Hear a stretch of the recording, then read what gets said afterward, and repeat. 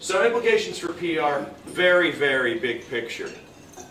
First one is, because the newspapers are firing their staff because they don't have any ad revenue, there are fewer reporters to pitch, and as there's fewer reporters to pitch, there's less space to do. So newspapers in general have fewer staff, they have fewer dedicated and expert staff. And that's happening everywhere, and it's also happening here. And I think that trend continues. So you have fewer pages that you're competing for to start to participate in dialogue. You also have sloppier reporters who are basically doing, in the old days, what we used to call rip and read. In the broadcast business, something comes across the wire, you rip it off and you run in and read it on the radio or on television. You have people that are actually going to the web now, seeing what they can find with a quick search, remember that term, search, and then they're printing that stuff in their pages and not necessarily verifying facts.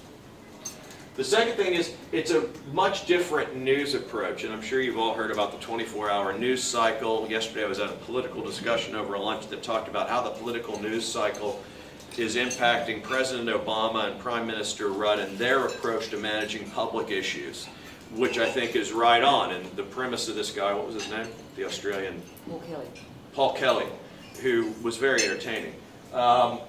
Essentially his premise was, these guys are thinking through a much more public prism, and they're looking at managing their channels and sources a little bit better, or in a much different way than their predecessors ever had to, which I thought was pretty relevant. So there's a different news approach, and because it's 24/7, there's really no, quote, deadlines, and there's really, quote, no filing of a news or a news event. It's really about, in our belief, enabling conversation and enabling continuous conversation around the issues or opportunities that are most important to you and your industry. So how can you start to be a convener of dialogue versus a deliverer of message, and what in this regulatory framework allows you to do that? What are the boundaries? And I know there's great debate currently going on in your industry here.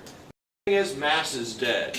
So essentially, and you guys know this, you're not going to pump out a news release and hope to get your 3 key messages covered by, get 90% coverage across the region in the top 3 dailies and your national broadcast. Just not going to happen, with the exception potentially of radio, which remains still pretty prevalent and pretty positive, especially those pockets of regional radio around the country. And that's actually pretty distinct to Australia. And less control of the message. And, I think when I talk to our guys, our jobs changed tremendously. It's not about us crafting the 3 key messages and making sure that we're delivering them consistently on behalf of our clients and our brands.